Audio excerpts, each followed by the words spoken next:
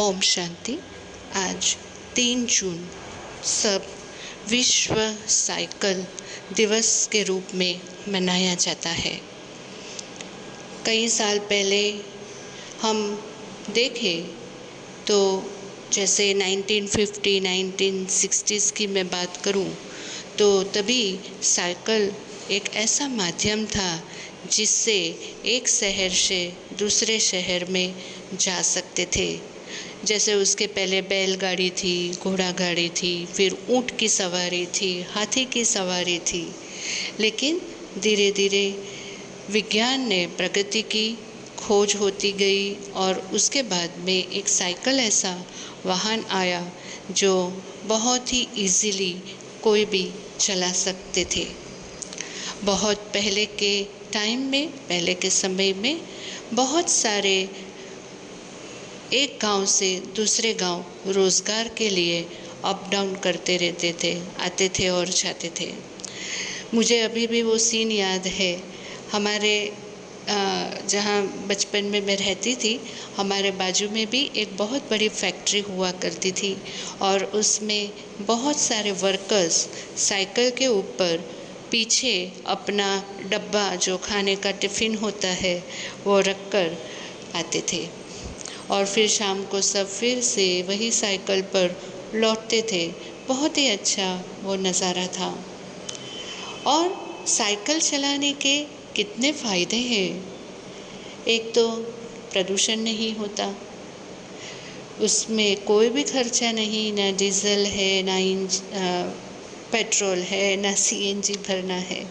तीसरा, हेल्थ के लिए बहुत अच्छा है। चौथा, जब भी हम साइकिल चलाते हैं तो आजू बाजू की पर्यावरण को हम दूषित नहीं करके वही पर्यावरण से शुद्ध ऑक्सीजन भी अंदर जब हम लेते हैं तो हमारी इम्यूनिटी सिस्टम भी बढ़ती है। मैं जानती हूँ कि ये सब बातें आप सबको ही पता है, लेकिन आज मैं खास आपको मिलने आई हूँ क्योंकि साइकिल से और भी कोई मैसेज है जो मैं आपको देना चाहती हूँ। अगर साइकिल में आप देखें तो साइकिल का एक 2 चक्र है और वो 2 चक्र को बैलेंस किया गया है। उसके ऊपर एक बेल है। तो कहा जाता है जब हमारे जीवन में बैलेंस रहता है तो हम गतिशील रहते हैं, प्रगति करते रहते हैं। वैसे ही गृहस्थ व्यवहार में पति और पत्नी जब बैलेंस बनाकर चले, जो साइकिल के 2 पहिए के जैसे है, कि तभी उनकी जीवन की जो गाड़ी है वो बहुत ही अच्छी तरह चलती रहती है। दूसरा, साइकिल ये दर्शाता है कि परिवर्तन चक्र है परिवर्तनशील। तो हमारा भी जीवन में परिवर्तन आता है। जैसे हम जन्म लेते हैं, फिर हमारी मृत्यु होती है, फिर जन्म लेते हैं, फिर मृत्यु होती है, तो जीवन चक्र में हम आते हैं। तो ऐसे ही सृष्टि भी एक चक्र है और सृष्टि का चक्र जिसे कहा जाता है वर्ल्ड व्हील, सृष्टि चक्र, जो धीरे धीरे धीरे घूमता रहता है। और इस धीरे धीरे जब ये चक्र घूमता है तो परिवर्तन होते रहता है। इस चक्र की जैसे कोई भी जगह पर हम जाए तो स्टार्ट किलोमीटर और एंड किलोमीटर होता है कि यहाँ से वहाँ कितना किलोमीटर हम ट्रैवल करते हैं।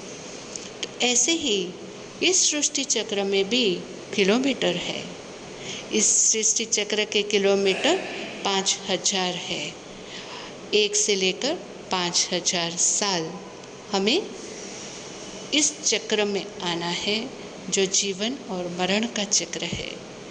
और इस चक्र में अलग अलग स्थान पर हम जाते हैं। कैसे? पहले हम सतयुग में आते हैं, जब ये दुनिया बहुत ही अच्छी होती है, कोई भी किसी के दोष और अवगुण में नहीं आता है। हर एक के पास इतनी सुख और समृद्धि है। उसके बाद में हम त्रेता युग में जाते हैं, तभी भी बहुत ही अच्छी लोगों के पास ये रहती है, सुख रहती है, सुविधाएं रहती है।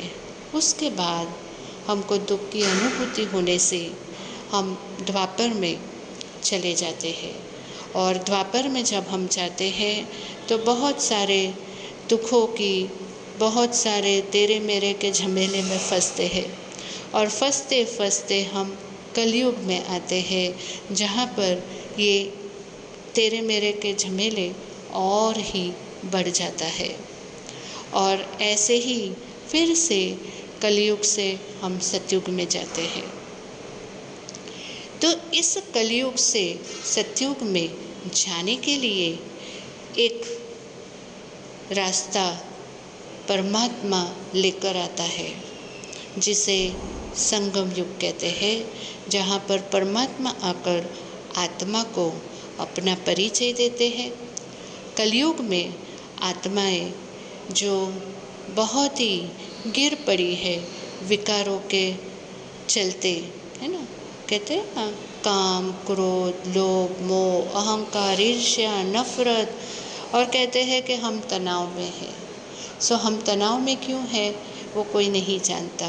तभी परमात्मा आकर हमें अच्छा ज्ञान देते हैं और हमें परिवर्तन करते हैं, हमारी आत्मा को परिवर्तन करते हैं, और फिर कलयुग से हमें सतयुग की ओर ले चलते हैं, और फिर से हम वो चक्र में आते हैं। तो बस दोस्तों, मैं तो यही आपको संदेश देने आई थी। मैं समझती हूँ कि आपको ये मेरा मैसेज अच्छा लगा होगा। तो आप सबसे अब विदा करने का टाइम आ गया। ओम शांति, ओम शांति, ओम शांति।